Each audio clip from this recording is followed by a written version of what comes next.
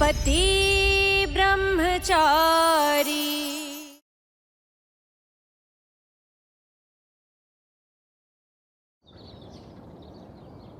నువ్వు నా భార్య కాదు. ఎన్నిసార్లు నీకు అర్థమయ్యేటట్టు చెప్పాలి?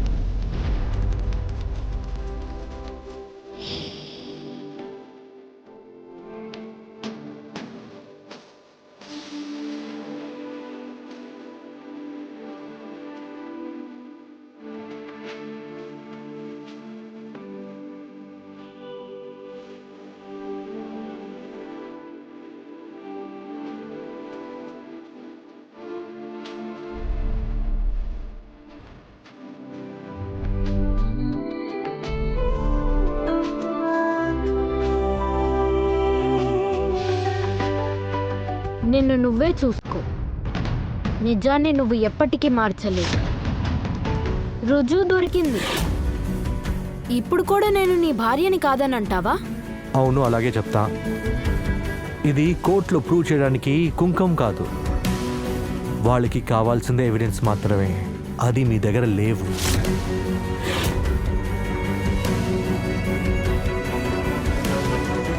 ఇవాళ ఈ కుంకుమ నా విశ్వాసాన్ని ఇంకా ఎక్కువ చేసింది. నాకిప్పుడు పూర్తి నమ్మకం కలుగుతోంది నిజానికి అడ్డంకులు వస్తాయని. కానీ అది ఎప్పటికీ ఓడిపోదు. నేను నా ఓటమిని ఒప్పుకోను. నువ్వు చెప్పే అబద్ధాలని చెప్పు, నేను నిజం మాత్రమే చెప్తాను. చూద్దాం ఎవరు గెలుస్తారు.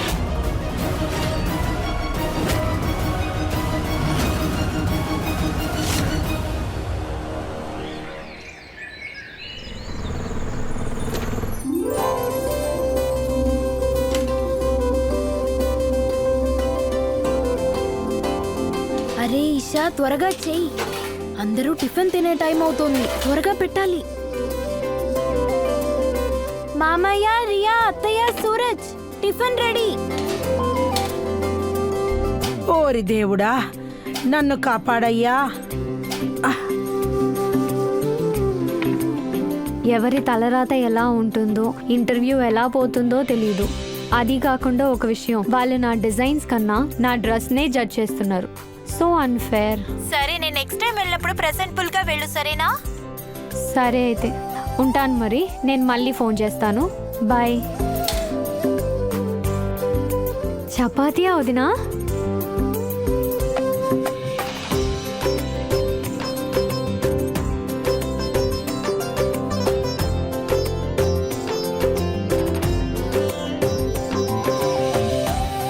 కావ్య ఎక్కడికి వెళ్ళింది? తాను పనికి త్వరగా వెళ్ళాలని ఉదయాన్నే బయలుదేరేసింది. వావ్, నువ్వు కష్టపడి ఎంతో సంతోషంగా ఈ చపాతీలను చేశావు. అందుకే ఈ చపాతీలు చాలా రుచిగా ఉన్నాయి. అసలు రుచైన భోజనం నా దగ్గర ఉంది.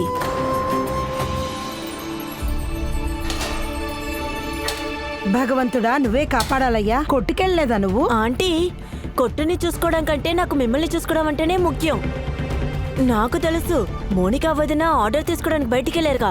అందువల్లే మీ అందరి కోసం నేనే స్వయంగా టిఫిన్ చేసి తీసుకొచ్చా. అది కాకుండా సూరజ్ని పెళ్లి చేసుకున్న తర్వాత ఇదంతా నేనే కదా చెయ్యాలి.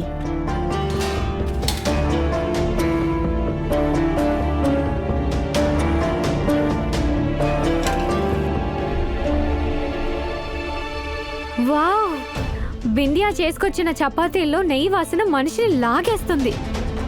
ఆంటీ తినేసి ఎలా ఉందో చెప్పండి. నాకు పెట్టివ్వు. ఇస్తాను. ఆహా, ముందు ఈషా వదిన బిందియా సూరజ్ అన్నయ్య వెనకాల వెళ్ళారు. కానీ ఈ చపాతీల్లో పెద్ద కాంపిటీషనే రాబోతుందే. మనకు మంచిదే. అంకుల్ వద్దు వద్దు వద్దు వద్దు, నాకు చాలు. నాకు ఎక్కువ నూనె నెయ్యి ఉంటే నచ్చదు. నార్మల్గా చేసిన చపాతీ నాకు నచ్చింది, అదే ఈషా చేసింది.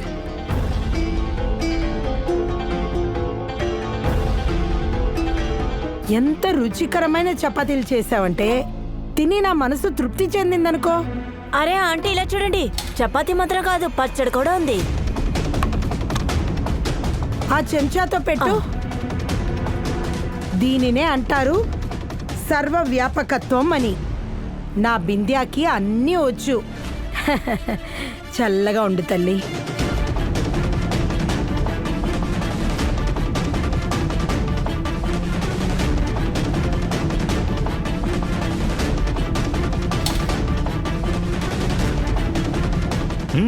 అరే అరే అరే అరే, ఎక్కడికి పెడుతున్నావమ్మా?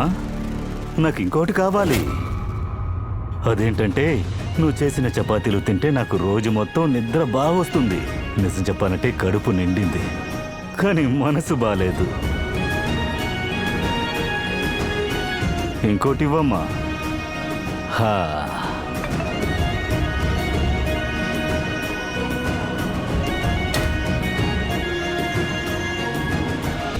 సురేష్ రా బాబు రా, నువ్వు కూడా టిఫిన్ తిను.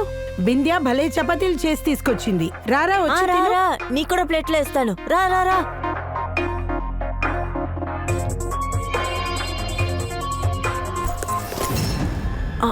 అరే సూరజ్ అన్నయ్య బిందియా సూపర్ గా చపాతీలు చేసి తీసుకొచ్చింది. తిని చూడు, చాలా బాగుంది.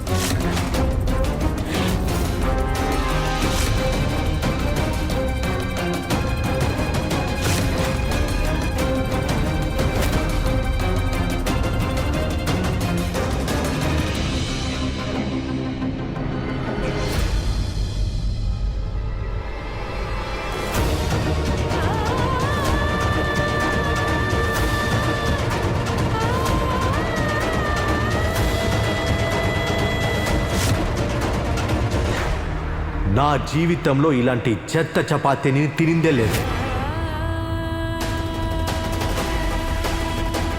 దీన్ని చేసింది ఎవరు? సగం కాలి సగం కాలినట్టుగా ఉంది.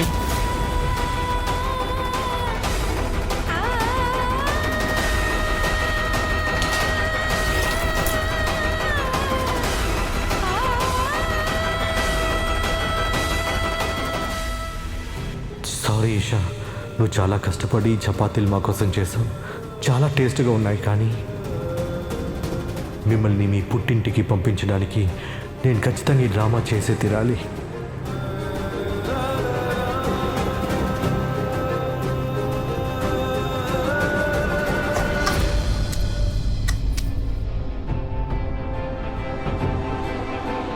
ఒకరి కష్టం, ఒకరి ప్రయత్నం, వారి పట్టుదల ఎవరికైతే అర్థమవుతుందో, నిజంగా అలా కష్టపడే వాళ్ళకే పిచ్చోడే ఇలా మాట్లాడతాడు.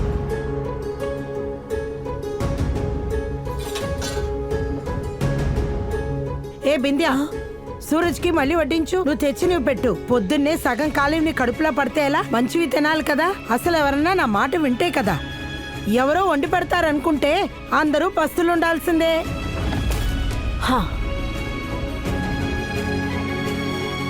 ఇదిగో నువ్వు ఈ చపాతీ తిను.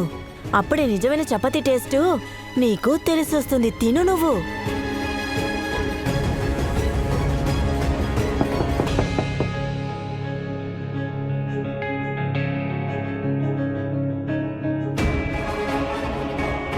నమస్కారం పంతులు గారు.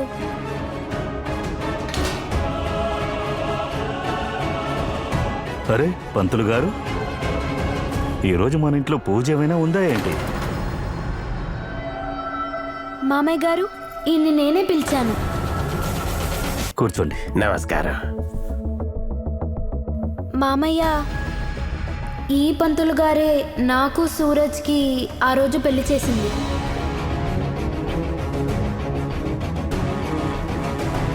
సంతోషం సంతోషం, వినడానికి చాలా సంతోషంగా ఉంది. మీరు ఇక్కడికి వచ్చినందుకు సంతోషం. సరే చెప్పండి పంతులు గారు, సూరజ్కి ఇషాకి జరిగిన పెళ్లి గురించి నిజం చెప్పండి.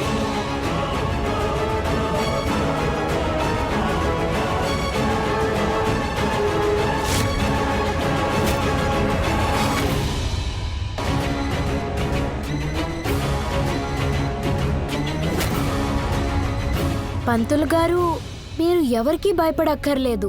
మీరు నిజమేంటో ధైర్యంగా చెప్పండి. అవును పంతులు గారు, ఎవరిని చూసి భయపడక్కర్లేదు. ఏది నిజమే అదే చెప్పండి. మీరు ఆంజనేయ గుడి వెనకే కదా పూజ చేస్తున్నారు? నేను అక్కడికి రోజు వస్తాను, రోజు పూజ చేస్తుంటాను. రోజు మీరు హారతి ఇస్తుంటారు, పూజలు చేస్తుంటారు, ప్రజలకి ప్రసాదం ఇస్తుంటారు. నాకు అన్ని విషయాలు చాలా బాగానే తెలుసు.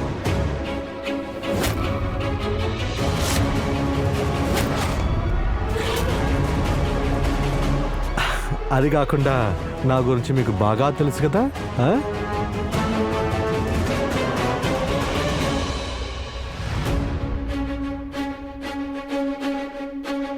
అందుకని ఏది నిజమో అది చెప్పండి. చెప్పండి.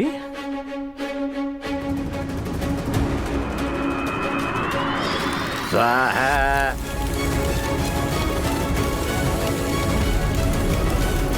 మీరు కుంకుమ పెట్టారు, అందుకని ఎంతటితో మీ పెళ్లి జరిగిపోయినట్టే. ఇక నుంచి మీరిద్దరు భార్యాభర్తలు. పంతులు గారు, మీరు భయపడకండి, ధైర్యంగా నిజం చెప్పండి. మీరు చెప్పే నిజంలోనే నా జీవితం అది ఆధారపడి. ఏంటంటే అమ్మా,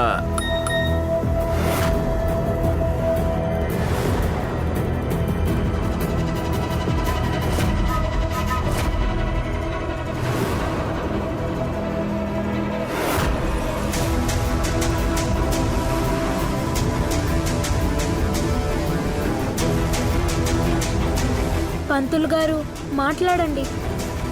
ఇలా చూడమ్మా, ఈ మధ్య కాస్త ఏమీ గుర్తుండడం లేదు. మీ ఇద్దరిని చూస్తే మీ ఇద్దరికి పెళ్లి చేసిందే నేనే అనిపిస్తుంది. కానీ ఆ కుర్రాన్ని చూస్తే ఇతనికి నేనెప్పుడు పెళ్లి చేశానా అని అనిపిస్తోంది.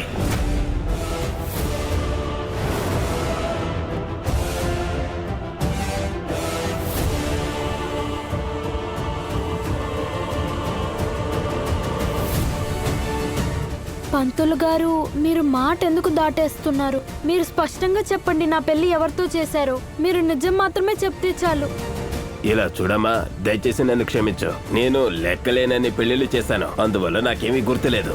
సరే, నేను బయలుదేరుతాను. అరే పంతులు గారు, ఒక్క నిమిషం పంతులు గారు, నా మాట వినండి. ఆగండి.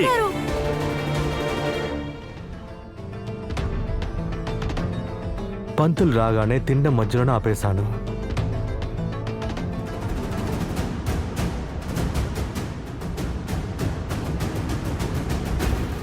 నాకు తెలుసు ఇలాగే జరుగుతుందని.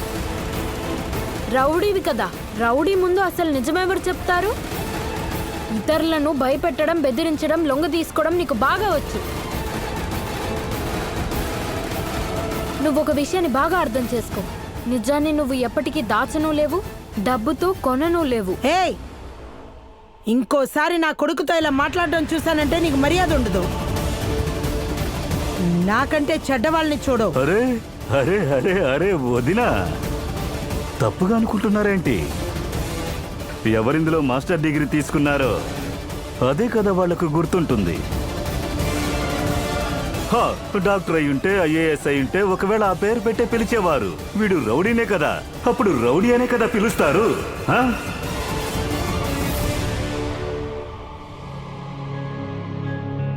మామయ్య, మీరు నిజమే చెప్పారు. నిజాన్ని ఎక్కువ రోజులు దాచలేరు. ఎవరో నాతో అన్నారు, నా నుదుటున కుంకుమ పెట్టినంత మాత్రాన నేను తన భార్యనైపోను కదా. నువ్వు పెట్టిన బొట్టు కాదు, ఆధారాలు కావాలి కదా.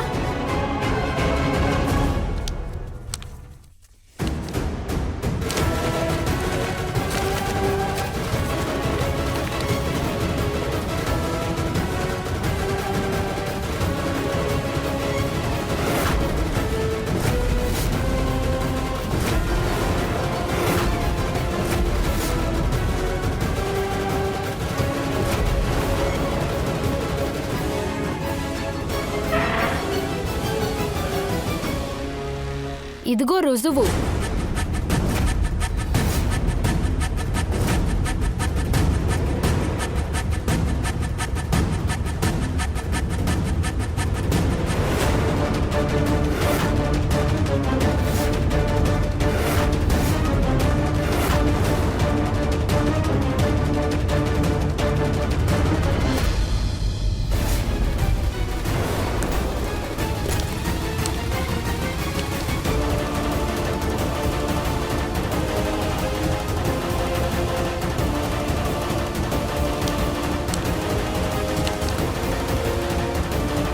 ఈ పేపర్ ఇక్కడికి ఎలా వచ్చింది? ఈ పేపర్ చూస్తే నీకేమైనా గుర్తుకొస్తుందా? లేదా పంతులు గారిలాగా నీకు జ్ఞాపక శక్తి తగ్గిపోయిందా? పోనీలే, నేనే చదివి చెప్తాను. ఇందులో ఏం రాసుందంటే సూరజ్ వైఫ్ ఈషా.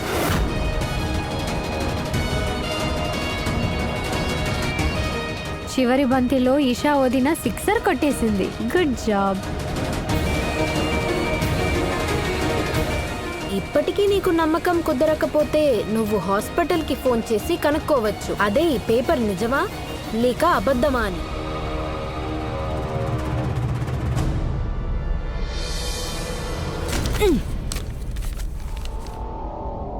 బిందియా, ఏం చేస్తున్నావు నువ్వు? అరే ఏంటి నువ్వు?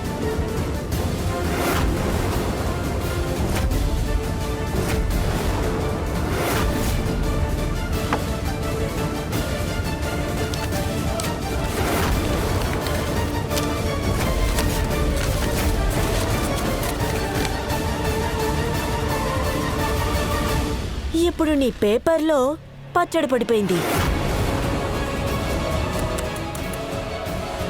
అది కాకుండా డబ్బులిస్తే చాలు ఇలాంటి పేపర్లు ఎన్నో రెడీ అవుతాయి. నువ్వు కోరుకుంటే నాకు సూరజ్కి పెళ్ళైనట్టు నేను రోడ్లంతా పోస్ట్ చేస్తాను. ఇంకా అందరికీ చెప్పొచ్చు కూడా, అంటే నేనే సూరజ్ భార్యని, నాకు సూరజ్కి పెళ్ళయిందనే విషయం. ఎవరైనా ఒప్పుకుంటారా? ఎవరైనా ఒప్పుకుంటారా?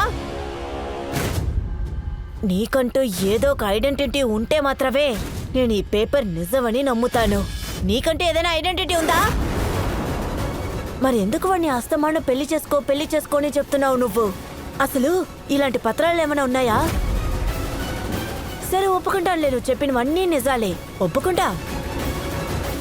కానీ కోర్టుకు ఆధారం కావాలి కదా. నీ దగ్గర ఆధారాలు ఉన్నాయా?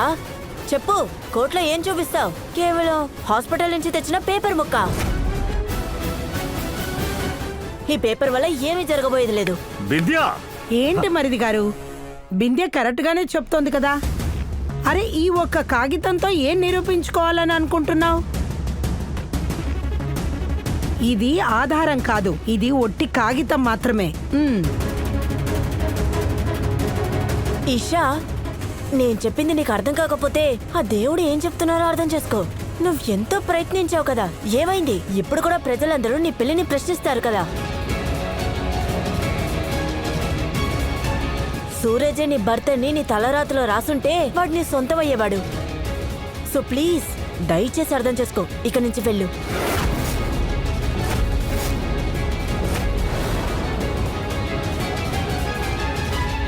బిందియా, నువ్వు కూడా ఒక విషయాన్ని బాగా అర్థం చేసుకో. నేను ఇక్కడి నుంచి ఎక్కడికి వెళ్ళను.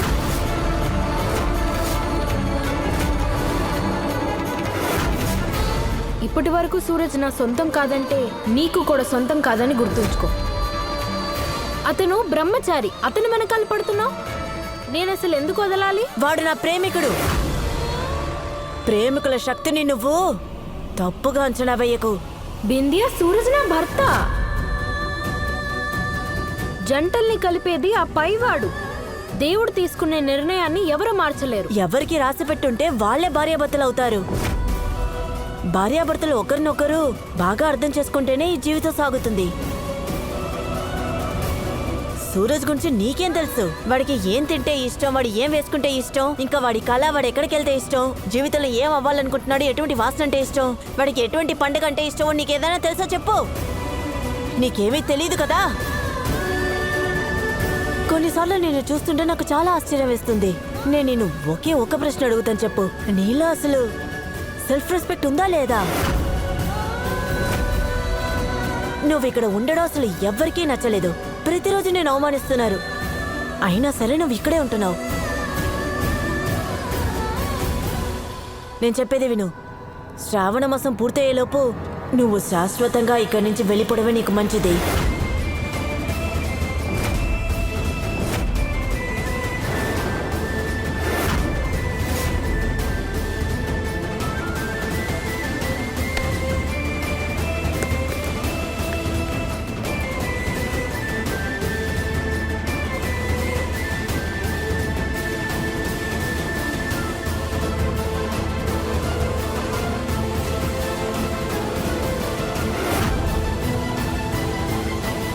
సూరజ్ అన్న, ఇది మీరు ఎలాగైతే అడిగారో అలాగే చేసి తీసుకొచ్చాను. మొత్తం పచ్చిమిర్చి వేసి తీసుకొచ్చాను. ఖచ్చితంగా మీరు తినలేరు, కానీ ఎందుకు తినాలనుకుంటున్నారు? ఎందుకని మీకు మీరే శిక్ష వేసుకుంటున్నారు?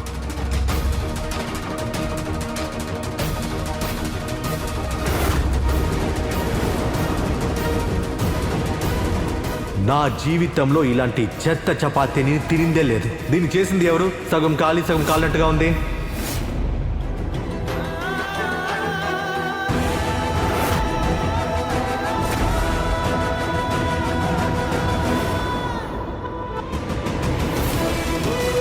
అన్నా, నీళ్ళు.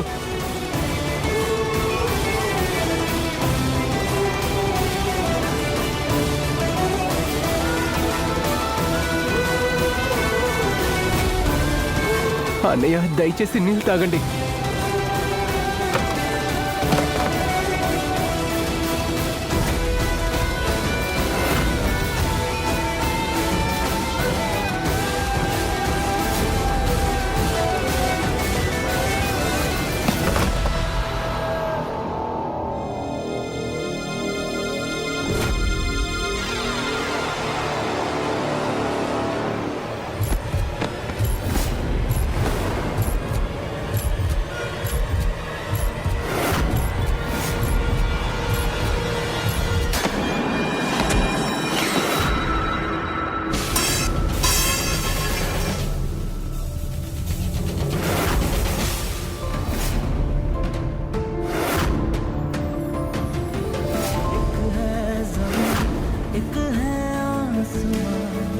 दोनों ही है, दोनों से